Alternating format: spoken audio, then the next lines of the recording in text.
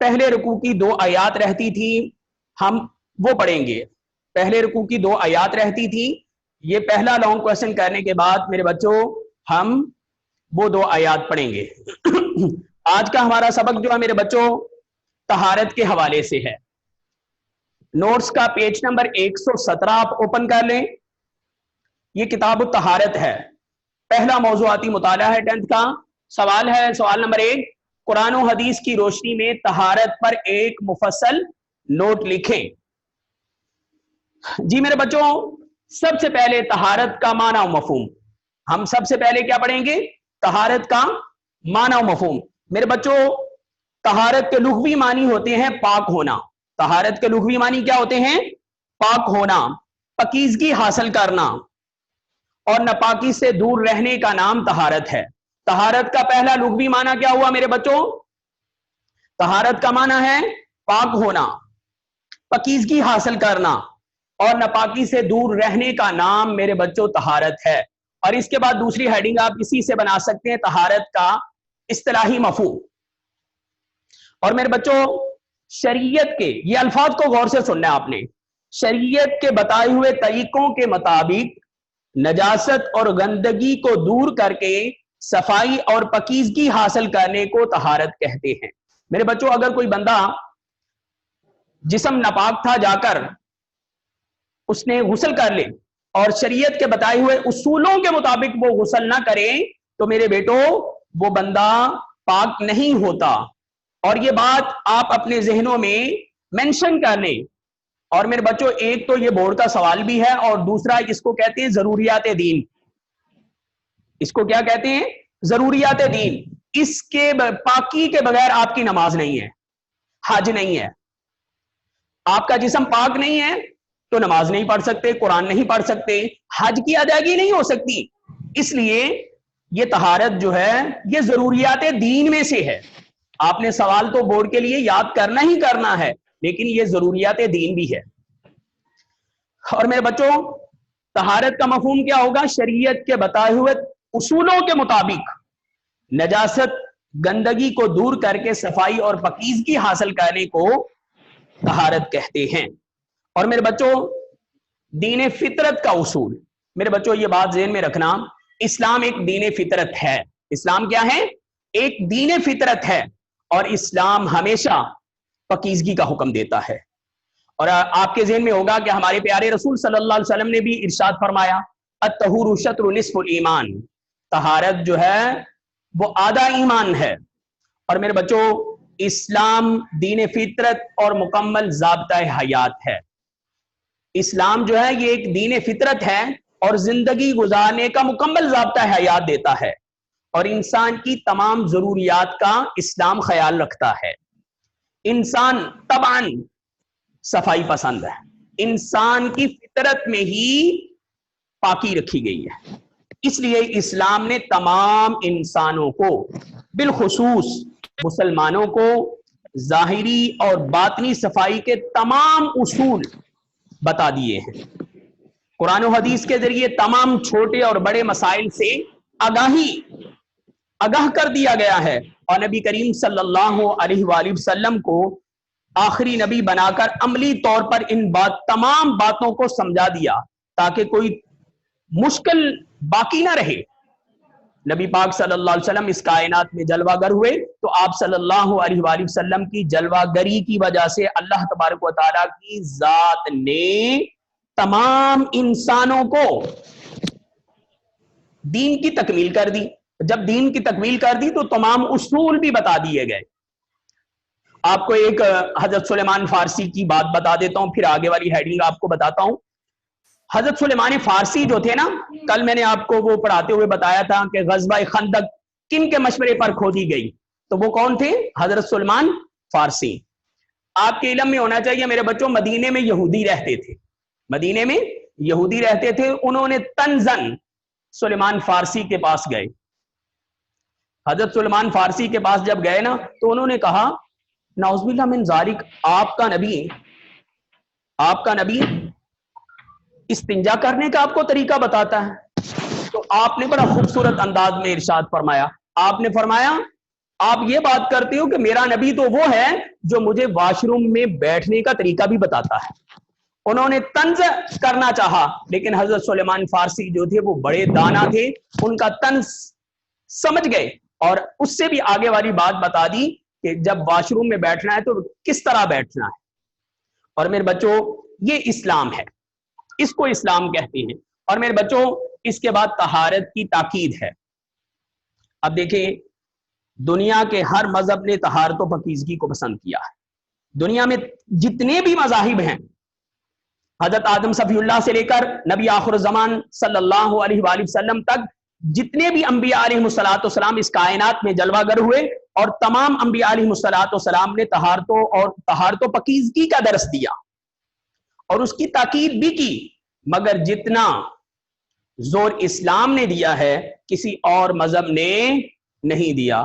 آپ شریعت موسوی اور عیسوی میں دیکھ لیں، موسیٰ علیہ السلام کی شریعت میں دیکھ لیں، حضرت عیسیٰ علیہ السلام کی شریعت میں دیکھ لیں، اور کہیں پہ افراط و تفریط ہے۔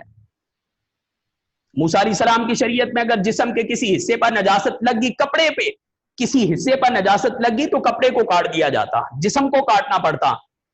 اور حضرت عیسیٰ علیہ السلام کی شریعت میں دیکھیں، اگر تھوڑی بہت نجاست ہے تو ویسے بھی چل جاتا۔ اور اسلام میں دیکھیں کہ نبی پاک صلی اللہ علیہ وآلہ وسلم ایک مرتبہ نماز پڑھا رہے تھے تو نبی پاک صلی اللہ علیہ وسلم کے موزے جو آپ نے پہنے ہوئے تھے تو ان پر ایک چھوٹی سی نجاست لگی ہوئی تھی۔ آپ صلی اللہ علیہ وسلم گزرے تو کسی جو سر میں جو پڑ جاتی ہے، وہ کوئی جو کے اوپر آپ کا قدم مبارک آیا تو اس کا خون اس کے ساتھ لگ گیا، تو نبی پاک صلی اللہ علیہ وسلم نماز پڑھا رہے تھے تو جبریل امین وہی لے کر آ گئے کہ اللہ تبارک و تعالیٰ نے حکم فرما دیا کہ اے محمد عربی صلی اللہ علیہ وآلہ وسلم آپ اپنے موزے اتار دیں۔ آپ صلی اللہ علیہ وآلہ وسلم نے نماز کے اندر موزے اتار دیے۔ یہاں تک بات نہیں، ایک اور محبت کی بات بتا دیتا ہوں میرے بچوں، زندگی میں کام آئے گی۔ پیچھے کھڑے ہوئے صحابہ جو تھے نا، جو آپ کی امامت میں نماز ادا کر رہے تھے، تمام صحابہ نے اپنے موزے اتار دیے۔ اس کو محبت کہتے ہیں، اور کسی صحابی کی نماز نہیں ٹوٹی، یہ بات ذہن میں رکھنا میرے بچوں۔ آج ہم کسی رکن میں 3 مرتبہ ہاتھ کو اٹھا لینا، خارج کر لیں 3 مرتبہ ایک رکن میں، تو ہماری نماز فاسد ہو جاتی ہے۔ لیکن وہاں پہ تمام صحابہ نے نبی پاک صلی اللہ علیہ وآلہ وسلم کو دیکھا کہ انہوں نے موزے اتارے، تمام صحابہ نے موزے اتار دیے، نماز کسی کی فاسد نہیں ہوئی۔ تو میرے بچوں ایک بات اور ذہن میں رکھنا، نماز جو ہے نا، مجھ سے پوچھے نا نماز کس چیز کا نام ہے، تو میرے بچوں میں آپ کو بتاؤں گا نماز ادائے محمد کا نام ہے۔ نماز کیا ہے میرے بچوں؟ ادائے محمد کا نام ہے۔ میرے نبی صلی اللہ علیہ وسلم نے جس طرح رکوع و سجود کیے، ویسے اللہ تبارک و تعالیٰ نے ہمیں رکوع و سجود کرنے کا حکم فرما دیا۔ اور نماز سے پہلے جو چیز ہے وہ میرے بچوں طہارت ہے۔ اور میرے بچوں طہارت کی اہمیت قرآنی آیات کی روشنی میں قرآن ہمیں پاکیزگی کے حوالے سے کیا درس دیتا ہے، اب ذرا سنیں میرے بچوں۔ سب سے پہلے قرآن مجید میں بے شمار جگہ پر طہارت و تزکیہ نفس کی تلقین کی گئی ہے۔ اللہ تبارک و تعالیٰ کا ارشاد گرامی ہے، یا ایھا المدثر قم فانذر وربک فکبر وثیابک فطہر والرجز فہجر۔ اب یا ایھا المدثر کی آپ تفسیر پڑھیں تو محبت کی باتیں کچھ اور ہوتی ہیں۔ کہا یا ایھا المدثر، اے کپڑے میں لیٹنے والے نبی، تجھے تیرے رب کا سلام۔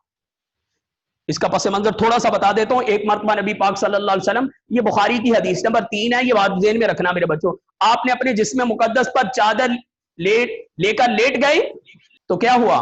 جبریل امین آ گئے۔ رب نے کہا میرے محمد کو جا کر میرا سلام کر دے، یا ایھا المدثر یا ایھا المزمل، یہ الفاظ آ گئے۔ اور میرے بچوں قم فانذر، میرے پیارے نبی صلی اللہ علیہ وسلم اٹھیے اور لوگوں کو ڈرائیے اور اپنے رب کی بڑائی بیان کریں اور اپنے کپڑوں کو پاک رکھیے اور ناپاکی سے دور رہیے۔ اور دوسرے مقام پہ اللہ تبارک و تعالیٰ ارشاد فرماتے ہیں، ان اللہ یحب التوابین ویحب المتطہرین، بے شک اللہ تعالیٰ توبہ کرنے والوں اور پاک صاف رہنے والوں سے محبت کرتا ہے۔ اب میرے بچوں اس آیت سے ہی آپ اندازہ لگا سکتے ہیں کہ اللہ تبارک و تعالیٰ اپنے بندوں سے کتنی محبت کرتا ہے۔ حدیث قدسی سنا دیتا ہوں، اللہ جمیل ویحب الجمال، اللہ خوبصورت ہے اور خوبصورتی کو پسند کرتا ہے۔ ایک اور آیت لے لیں میرے بچوں، اس آپ کے نوٹس میں یہ بات نہیں لکھی ہوئی، اللہ ताला फरमाते हैं ना, कोई बंदा अच्छे कपड़े पहन ले तो लोग कहते हैं ये मुतकब्बिर है, ये गरूर करता है। आपको एक बात बता देता हूँ, 8वें पारे में लिखी हुई है मेरे बच्चों। अल्लाह तबारक व तआला फरमाते हैं, कुल मन हर्रम ज़ीनतल्लाहिल्लती, ए पैगंबर फरमा दीजिए हमने कब ज़ेबो ज़ीनत को हराम करार दिया है, हमने कब सफाई को हराम करार दिया है। तो हदीसे कुदसी इसकी तफसीर है, अल्लाह जमीलुन व युहिब्बुल जमाल, अल्लाह खूबसूरत है और खूबसूरती को अल्लाह मेरे बच्चों क्या करता है, पसंद करता है। और मेरे बच्चों हमेशा अच्छे कपड़े पहनो, साफ सुथरे रहो। और हमारे प्यारे एक और हदीस नबी पाक सल्लल्लाहु अलैहि वसल्लम का मामूल देखें, आप सल्लल्लाहु अलैहि वसल्लम के कपड़े मुबारक जो होते हैं पुराने हो सकते हैं, आपके कपड़ों पर पेवंद लगा हुआ हो सकता है। पेवंद समझते, कहीं से कोई कपड़े का हिस्सा, कोई कपड़ा फट जाए तो आप सल्लल्लाहु अलैहि वसल्लम उसको सलाई करके पहन लेते, लेकिन आप सल्लल्लाहु अलैहि वसल्लम के कपड़े जो आपने ज़ेब तन किए होते वो मैले नहीं होते थे, गंदे नहीं होते थे। तो इससे क्या पता चलता है कि नबी पाक सल्लल्लाहु अलैहि वसल्लम अल्लाह ताला के सबसे ज्यादा महबूब है। इसीलिए तो रब ने कहा कि जो बंदा तौबा करने वाला है और पाक साफ रहने वाला है, अल्लाह उसी से मोहब्बत करता है। और मेरे बच्चों तीसरे मकाम पे सूरह माइदा में अल्लाह ने इरशाद फरमाया, वइन कुंतुम जुनुबन फत्तहरू, अगर तुम नापाक हो जाओ तो पाकी हासिल कर लिया करो, तुम गुस्ल कर लिया करो। और गुस्ल के मैं आगे जाकर बताऊंगा कि गुस्ल के कितने फर्ज हैं, वुजू के कितने फर्ज हैं। और मेरे बच्चों सूरत तौबा में अल्लाह तबारक व तआला फरमाते हैं, फीही रिजालुन युहिब्बूना अन यततहरू वल्लाहु युहिब्बुल मुततहिरीन, उनमें ऐसे भी लोग हैं जो पाक साफ रहने को पसंद करते हैं, अल्लाह पाक साफ रहने वालों से मोहब्बत करता है। दूसरी आयत भी आ गई मेरे बच्चों, सूरह माइदा में एक जगह पे अल्लाह फरमाते हैं, मा युरीदुल्लाहु लियजअला अलैकुम मिन हरजिन वलाकिन युरीदु लियुतहिरकुम व लियुतिम्मा निअमतहु अलैकुम लअल्लकुम तशकुरून, अल्लाह नहीं चाहता कि तुम पर कोई तंगी रखे, बल्कि वो तो चाहता है कि तुम्हें पाक साफ कर दे और तुम पर अपनी नेमत पूरी कर दे ताकि तुम उसके शुक्रगुजार बंदे बन जाओ।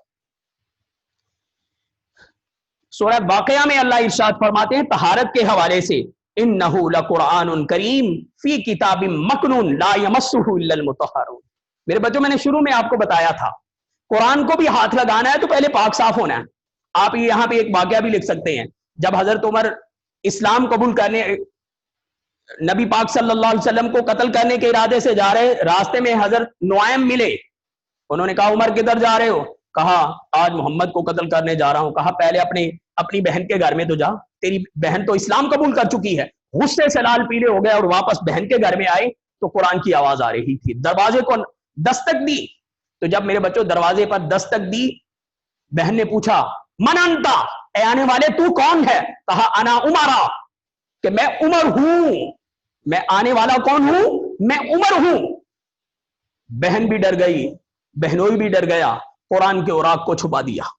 जब दरवाजा खोला पीटना शुरू कर दिया। बहन ने कहा अब हमें मार भी दे लेकिन इस्लाम किसी सूरत में नहीं छोड़ेंगे।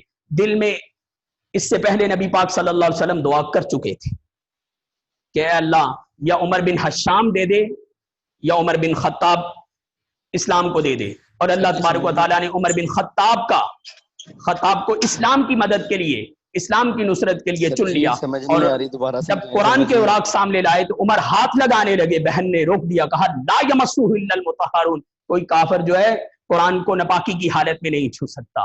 पहले उमर गुस्ल कर फिर कुरान को छू।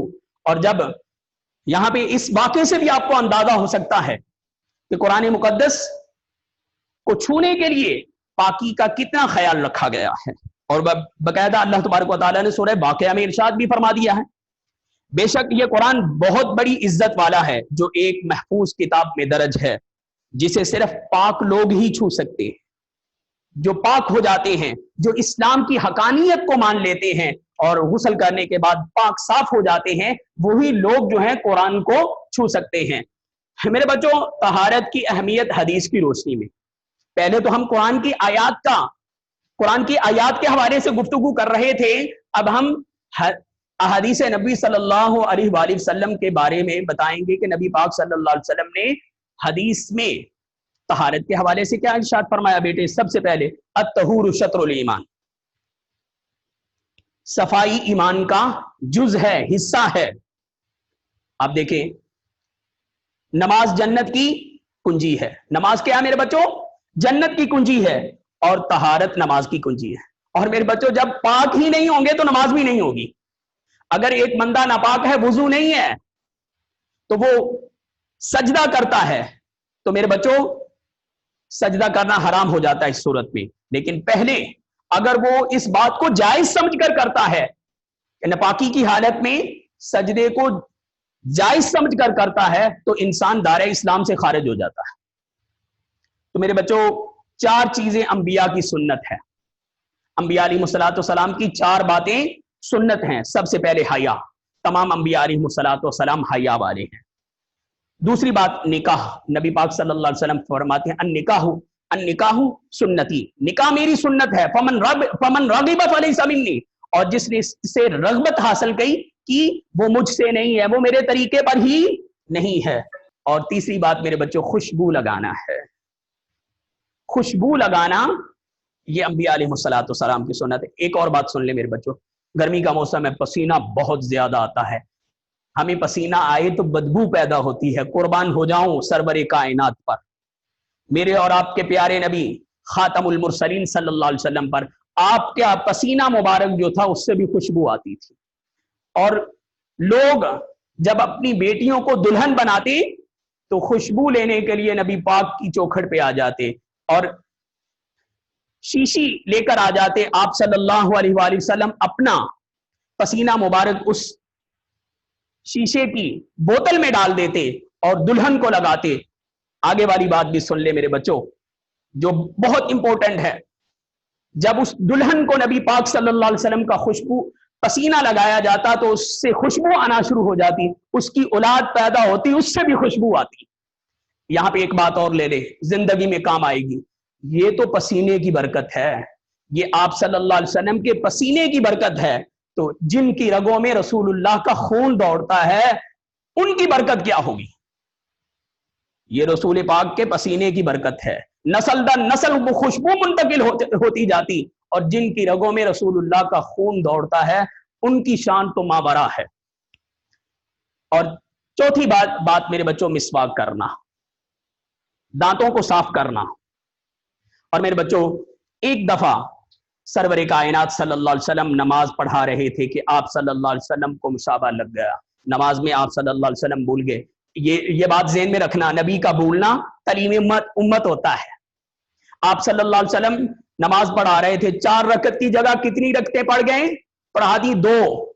आपने सलाम फेर दिया। कुर्बान हो जाऊं, सहाबा पर सवाल करने का अंदाज देखो। मैं यहां पे बोल रहा हूं ना, मुझसे गलती हो गई, तो आपने कहा सर नवीद से गलती हो गई। ये देखो, ऐसे लफ्ज नहीं था, ऐसे था। कुर्बान हो जाऊं सहाबा पर। सहाबा अलैहिम रिजवान ने क्या कहा? या रसूल अल्लाह, क्या नमाज कम हो गई है?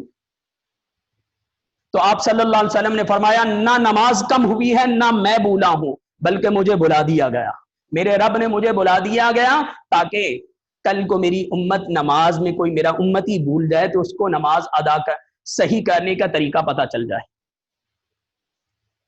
सलाम फेरने के बाद आप सल्लल्लाहु अलैहि वसल्लम ने फरमाया, उन लोगों का क्या हाल होगा जो अच्छी तरह पकीज़गी हासिल नहीं करते और इमाम उनकी वजह से भूल जाता है। बाज़ औक़ात हम मस्जिद में नमाज पढ़ रहे होते हैं तो कारी साहब नमाज में भूल जाते हैं। उन इमाम के भूलने की वजह क्या होती है? हम अच्छे तरीके से वुजू नहीं करते। तो बेटे, तहारत के ज़राए 2 हैं, एक वुजू है और दूसरा गुस्ल है। एमसीक्यूज सुनना, वुजू के कितने फर्ज हैं? 4। कितने फर्ज हैं बेटे? वो 4। गुस्ल के कितने फर्ज हैं? 3। ये आपने ज़हन नशीन रखना। बेटे, वुजू में 4 फर्ज कौन कौन से हैं ये सुन ले। चेहरा धोना, पिशानी के, ये सामने देख ले, स्क्रीन पे आप लोग देख रहे हैं, पिशानी के इन बालों से लेकर ये ठोड़ी के नीचे तक, कान की एक लो से लेकर दूसरी लो तक, इसको चेहरा कहते हैं। इसको अच्छे तरीके से धोना फर्ज है। और दूसरा फर्ज मेरे बच्चों, दोनों हाथों को कोनियों समेत धोना। ये छठे पारे में लिखा हुआ है, छठे पारे का छठा रुकू है। या अय्युहल्लज़ीना आमनू इज़ा कुमतुम इलस्सलाति फ़ग़सिलू वुजूहकुम व अयदियकुम इलल मराफ़िक़ वम्सहू बिरुऊसिकुम वअरजुलकुम इलल काबैन। चारों फर्ज मैंने बोल दिए बेटे। पहला फर्ज चेहरे को धोना, दूसरा फर्ज दोनों बाजुओं को कोनियों समेत धोना, तीसरा फर्ज चौथाई सर का मसा करना। चौथाई सर होता है कि आप हाथ को यूं करें, गीला किया और यूं कर दें तो फर्ज पूरा हो जाता है। उसके बाद चौथा फर्ज दोनों पांवों को टखनों समेत धोना। टखने क्या होते हैं मैं आपको दिखा देता हूं मेरे बच्चों। ये पांव जो होते हैं ना, जहां से उभरी हुई जगह होती है, इसको टखना कहते हैं। टखनों तक पांव को धोना फर्ज है। इसके बाद मेरे बच्चों गुस्ल है। गुस्ल के कितने फर्ज होते हैं? 3। कितने फर्ज होते हैं मेरे बच्चों? 3 फर्ज होते हैं।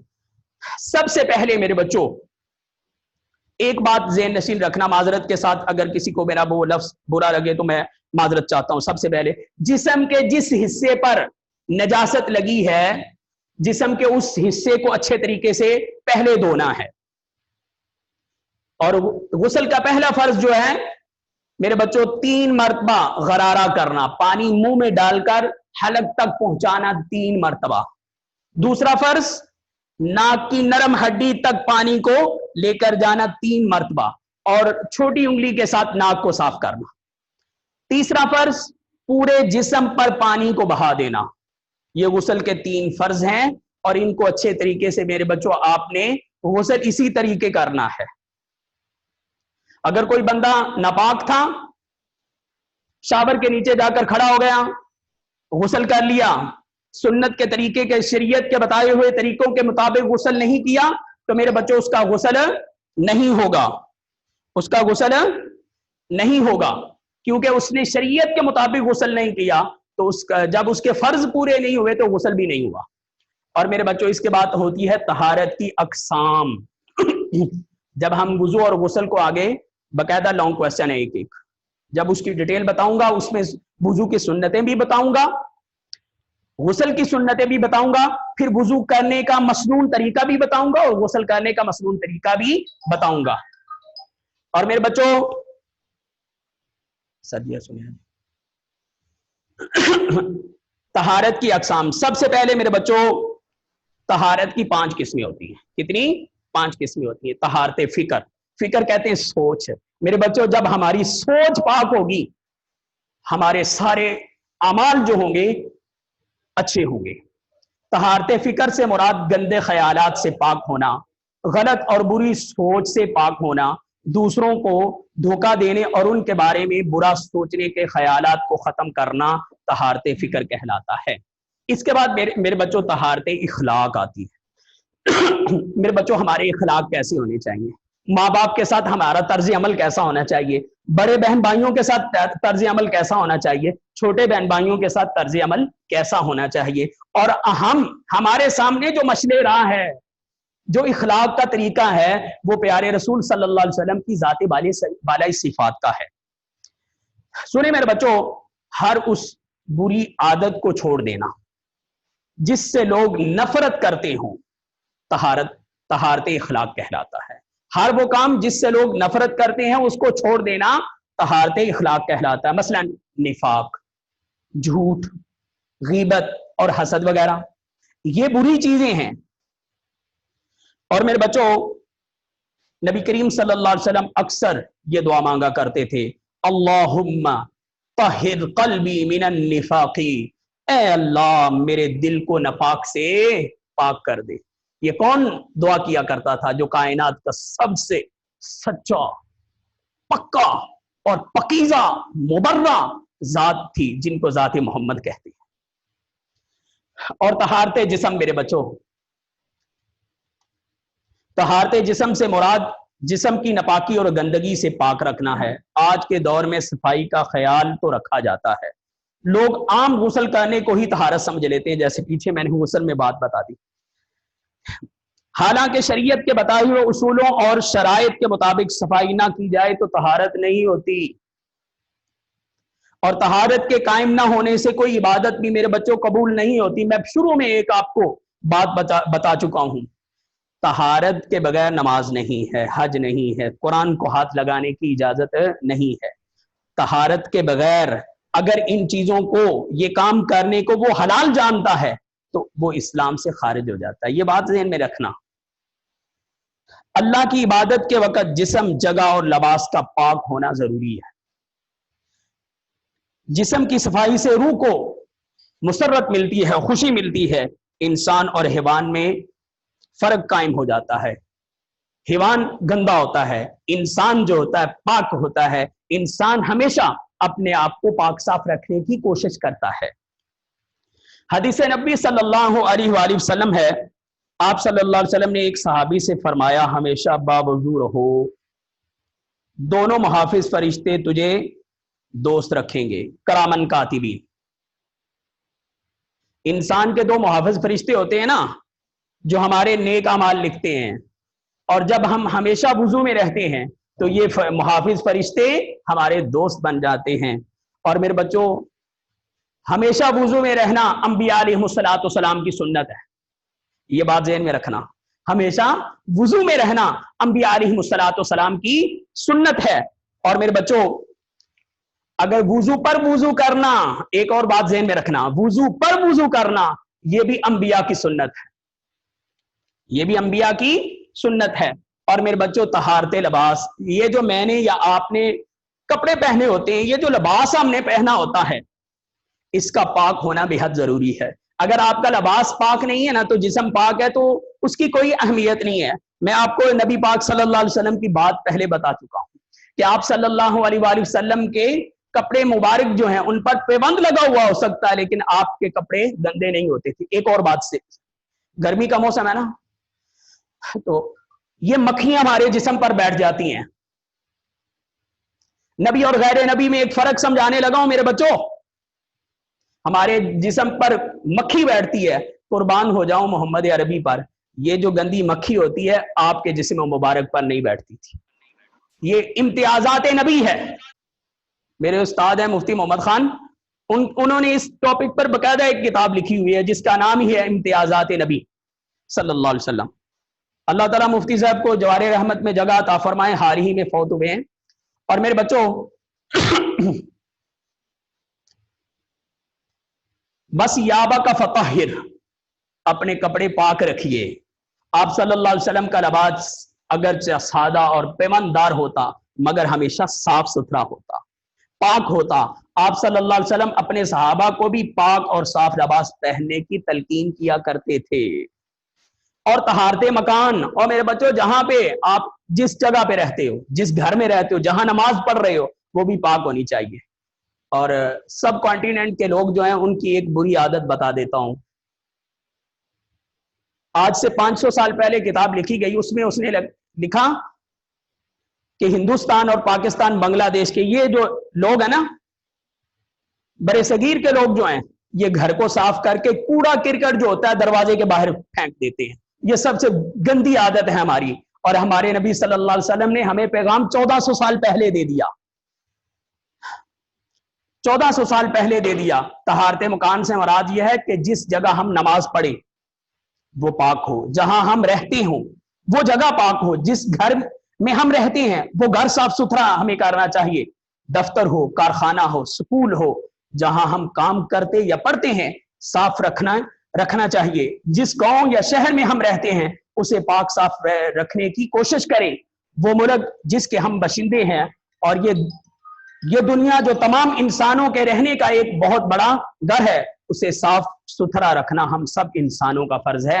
ارشاد باری تعالیٰ ہے وَعَهِدْنَا إِلَىٰ إِبْرَاهِيمَ وَإِسْمَاعِيلَ أَن طَهِّرَ بَيْتِيَ لِلطَّائِفِينَ وَالْعَاكِفِينَ وَالرُّكَّعِ السُّجُودِ. حضرت ابراہیم علیہ السلام کی باتیں ہیں، اور ہم نے ابراہیم اور اسماعیل علیہ السلام سے وعدہ لیا، وہ میرے گھر بیت اللہ کا طواف کرنے والوں اور اس میں اعتکاف کرنے والوں اور رکوع سجود کرنے والوں کے لیے پاک صاف رکھے. طہارت کے فائدے بیٹے چند ایک ہیں، آپ سن لیں. صاف ستھرا رہنے والے لوگ ہمیشہ صحت مند ہوتے ہیں. اللہ صاف ستھرے رہنے والے لوگوں کو پسند کرتا ہے. صفائی کے باعث انسان بیماریوں سے محفوظ رہتے ہیں. عبادت اور کام کرنے میں لطف انسان کو آتا ہے، کام کرنے کی صلاحیت بھی میرے بچوں بڑھ جاتی ہے، انسانی شخصیت میں نکھار آتا ہے. طہارت سے ظاہری صفائی بھی حاصل ہو جاتی ہے اور روحانی دل بھی پاک ہو جاتا ہے. جب ظاہر پاک ہو جاتا ہے تو اللہ سے دعا کیا کرو، اے اللہ میں نے ظاہر کو میں نے پاک کر دیا، میرے اندر کو میرے دل کو تو پاک کر دے۔ اور میرے بچوں روحانی صفائی جو ہوتی ہے ہمارے دل کو پاک کرنا ہے، اور ہمیں ہمیشہ اس بات کا خیال رکھنا چاہیے کہ ہم نے اپنے آپ کو پاک صاف رکھنا ہے۔ اللہ ہم سب کا حامی و ناصر ہو۔ میرے بچوں اگر کسی بچے کا کوئی سوال ہے تو وہ آپ پوچھ سکتے ہیں، اپنا مائک آن کریں اور ہم سے سوال کر سکتے ہیں۔ میرے بچوں اس کے حوالے سے، یہ طہارت کے حوالے سے اگر کسی بیٹے یا بیٹی کا سوال ہے تو وہ اپنا مائک آن کر کے سوال کر سکتا ہے۔